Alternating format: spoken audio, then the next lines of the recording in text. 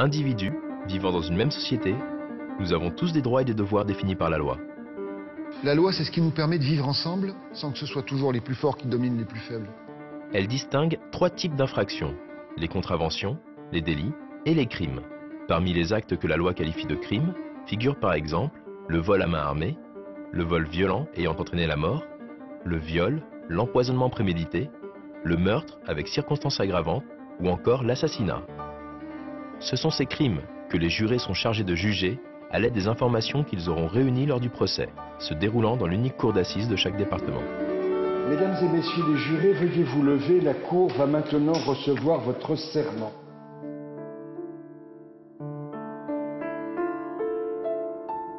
L'expérience commence à l'ouverture du courrier. J'ai reçu une première lettre de ma mairie me disant que j'avais été tirée au sort auprès de ma commune pour éventuellement ensuite être jurée d'assises. Les conditions pour être juré sont relativement simples. Ça doit concerner des personnes de nationalité française qui sont majeures. Les 35 jurés ont été convoqués et 10 titulaires et 10 jurés suppléants ont été convoqués pour venir à l'audience. À la suite de cela, il y a une révision de la liste des jurés qui est opérée le premier jour de la session d'assises, et là, les personnes qui demandent à être dispensées peuvent le faire. Il m'était dit que j'étais obligée d'accepter, à part des conditions particulières dues à des raisons de santé ou éventuellement professionnelles. Le président et les 2 assesseurs décident si les demandes de dispense sont ou non valables. La présidente est rentrée, nous a expliqué brièvement comment ça allait se passer et on est passé directement au tirage au sort. On appelle les jurés, chacun par leur nom, chacun répond présent. À chaque fois qu'on appelle un juré qui répond présent, on met son nom qui est sur une petite tablette dans l'urne. Une fois que tous les jurés ont été appelés, le président procède au tirage au sort et les jurés s'installent autour de la cour dans l'ordre désigné par le sort. Il y a des personnes effectivement qui ont été récusées, donc elles ont été appelées puis récusées, donc elles sont reparties s'asseoir, puis après elles sont rentrées chez elles. Moi personnellement j'ai été tiré au sort dès le départ et je suis rentré dans le vif du sujet directement.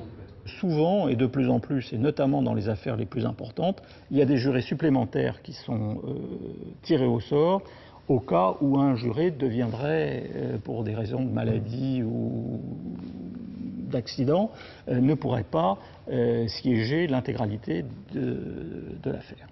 Nous allons à présent procéder au tirage au sort du jury de jugement. Je vais tirer au sort le nom des 9 jurés chargés de vous juger et les 2 jurés supplémentaires. Monsieur l'avocat général, avez-vous des observations à formuler en ce qui concerne le nombre de jurés supplémentaires? Je suggère à la Cour le tirage au sort de 2 jurés supplémentaires compte tenu de la durée normalement prévue de 3 jours pour l'audience. Il nous faut 6 jurés en première instance et 9 jurés en appel. Une fois que le tirage au sort a été effectué, le président demande aux jurés de se lever. Il leur lit le texte de la prestation de serment et leur fait prêter serment. Pour être juré, il faut avoir plus de 23 ans, être inscrit sur les listes électorales et savoir lire et écrire. Les jurés convoqués peuvent être dispensés pour des raisons graves. S'ils ne se présentent pas, ils risquent une amende de 3 750 €. Le nombre de jurés titulaires tirés au sort est de 6 en première instance et de 9 en appel. Les suppléants prêtent aussi serment et assistent au débat, mais ne participent pas au délibéré. Leur présence se justifie par le fait qu'ils peuvent être amenés à remplacer un juré défaillant, par exemple à cause d'une maladie. Ils se tiennent à la disposition de la Cour jusqu'à l'annonce de la décision. Les jurés peuvent être récusés par la défense et par le ministère public. La récusation peut intervenir lorsque l'on estime que le juré est susceptible d'être trop sensible à certains aspects du procès en raison de son sexe, sa profession, son âge ou le lieu où il vit. Le rôle et les missions du juré sont d'examiner et d'analyser les faits reprochés à l'accusé en apportant son expérience de vie. Il doit pouvoir comprendre la personnalité de l'accusé, car pour pouvoir juger, il faut comprendre une personne. Donc, vous devez être attentif, vous devez être impartiaux. Ça veut dire qu'il faut que, tout au cours des débats, vous ne laissiez transparaître à aucun moment le sentiment que vous avez déjà pris parti dans un sens ou dans un autre.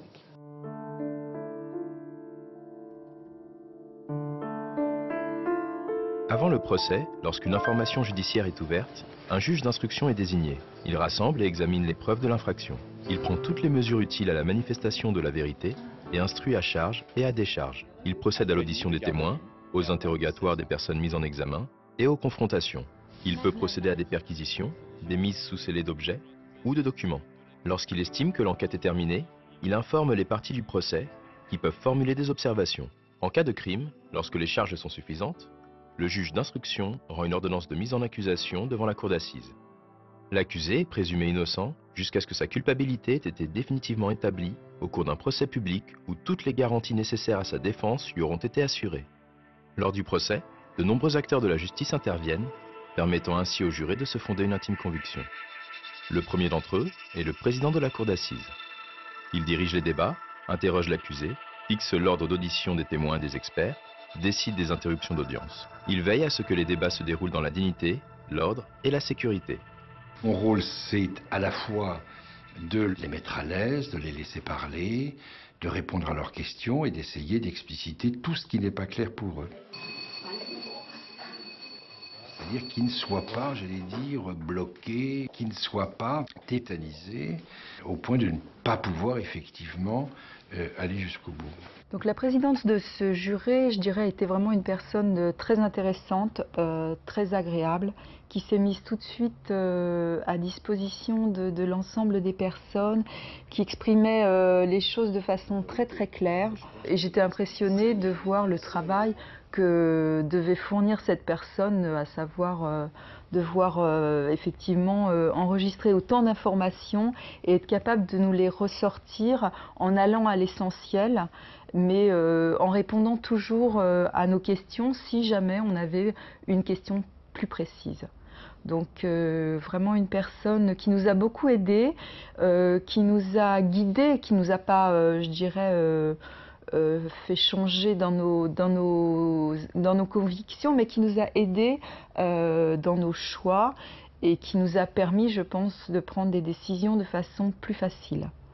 Le président est accompagné de 2 assesseurs qui l'assistent dans ses fonctions. Ce sont des magistrats professionnels. Les assesseurs, comme les jurés, ne jugent que sur l'oralité des débats. Les victimes directes ou indirectes peuvent demander à prendre part au procès. Elles se constituent alors partie civile. Elles demandent à ce titre réparation de leurs préjudices. L'accusé comparaît libre à l'audience. Toutefois, s'il est en détention provisoire, un service d'ordre le surveille. Ces 2 parties sont représentées par des avocats qui défendent les intérêts de leurs clients, qu'ils soient de la défense, représentant l'accusé, ou partie civile, représentant de la ou des victimes. Asseyez-vous. Alors, bon, cet après-midi, ça va être dur. Face aux jurés, c'est de l'émotion. C'est de l'émotion. Et les jurés sont beaucoup plus sensibles à l'émotion que les magistrats professionnels. Il va falloir parler. Les jurés ne connaissent pas de ce qu'a dit votre famille, ils ne vous connaissent pas plus. Donc vous, il faut que vous arriviez à parler de vous. Donc il faut vous apprendre à vous connaître, les jurés. Ne vous laissez pas déstabiliser. C'est simple. Mais c'est pas qu'ils sont froids, c'est qu'ils ne peuvent pas montrer ce qu'ils ressentent.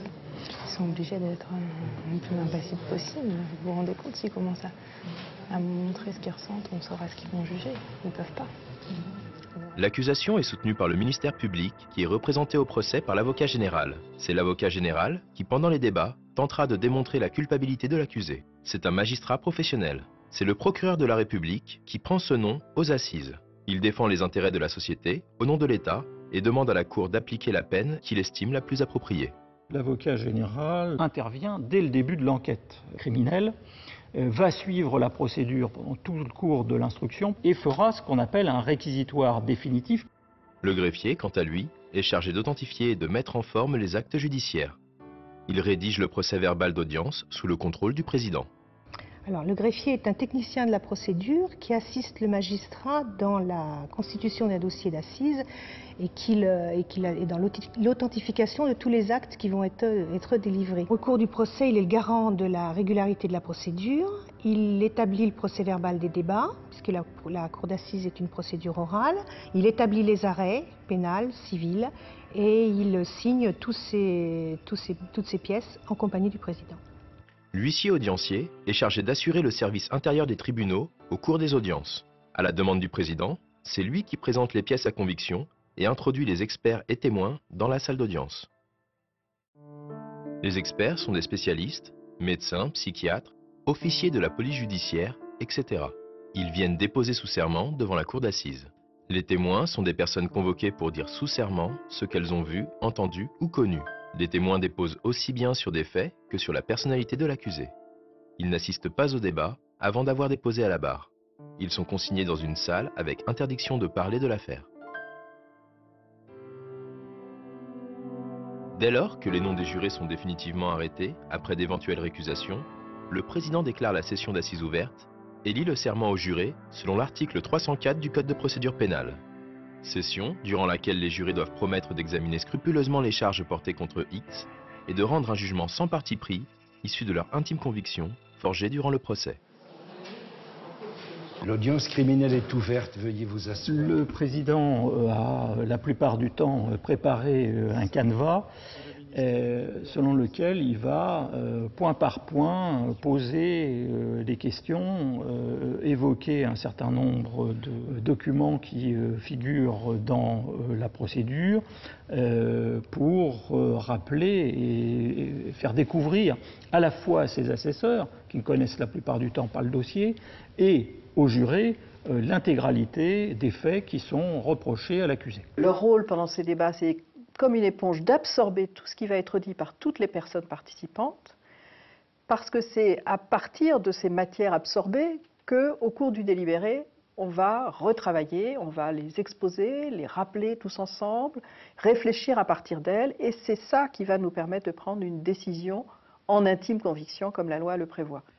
À partir de là, vont intervenir pour la personnalité, les experts, psychiatres, psychologues, etc., les témoins de moralité, toute personne qui peut témoigner de la personnalité, notamment de l'accusé.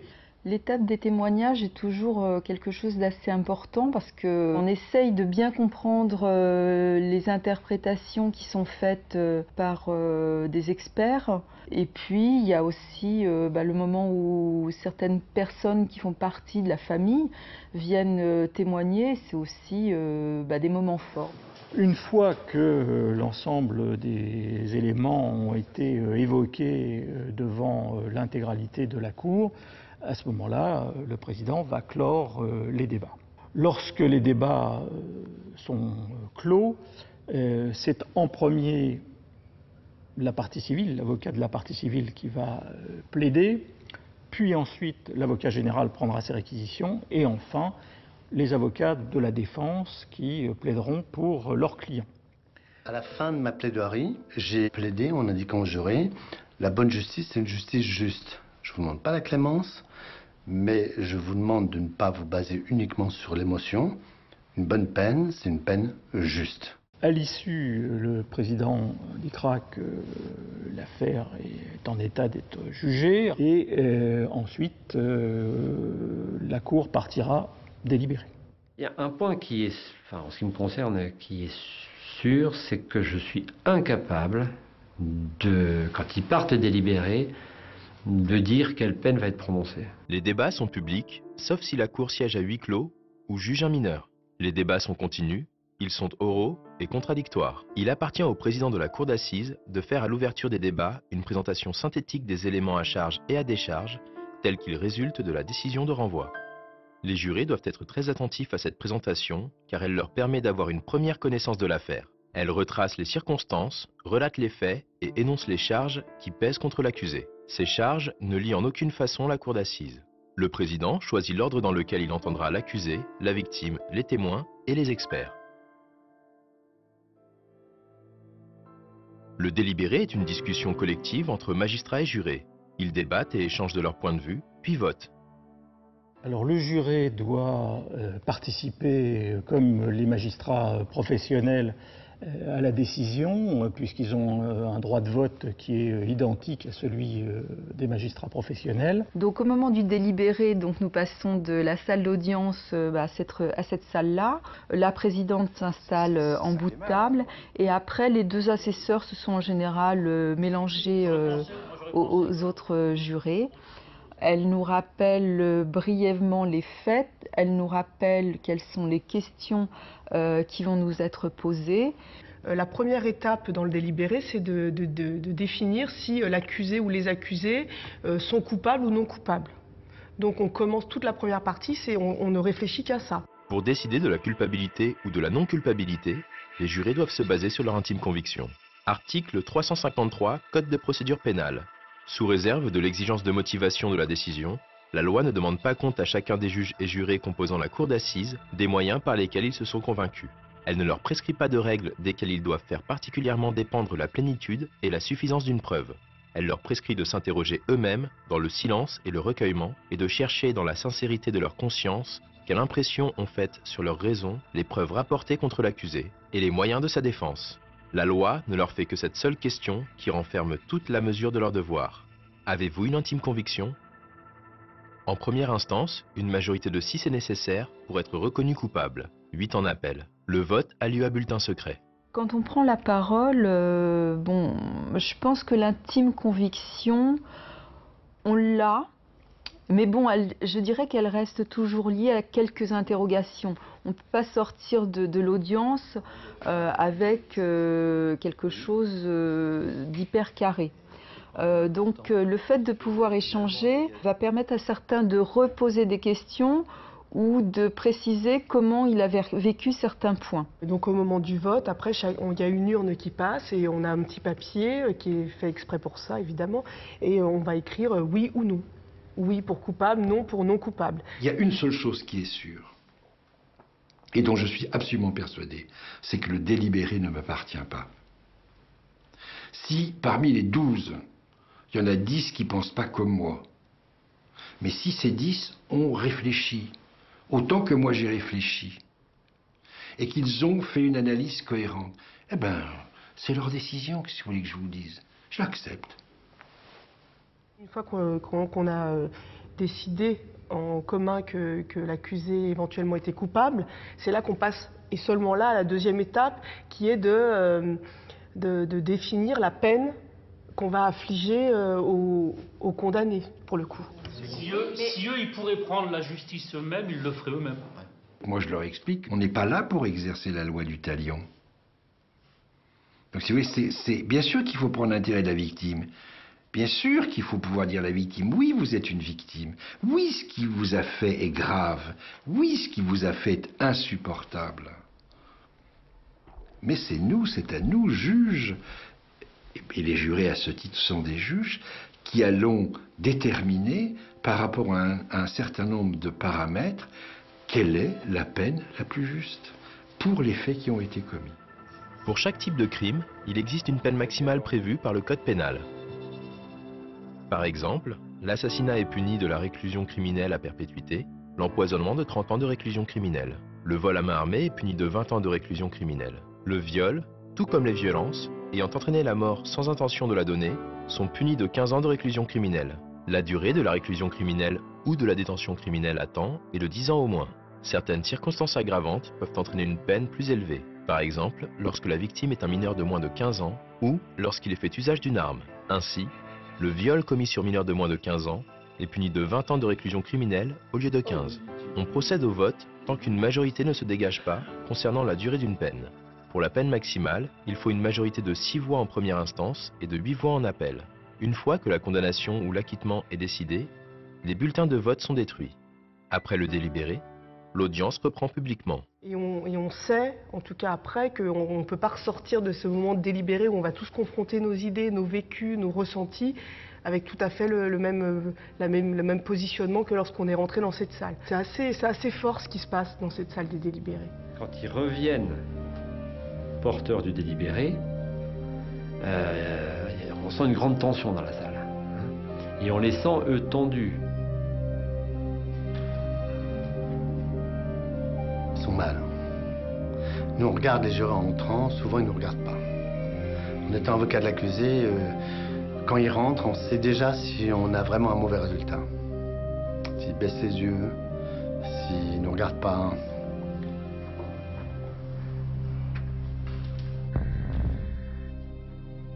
Le président donne connaissance de la décision de la cour d'assises. Garde, veuillez faire sortir le condamné. L'audience criminelle est levée. Si l'accusé est acquitté, le procureur général peut faire appel.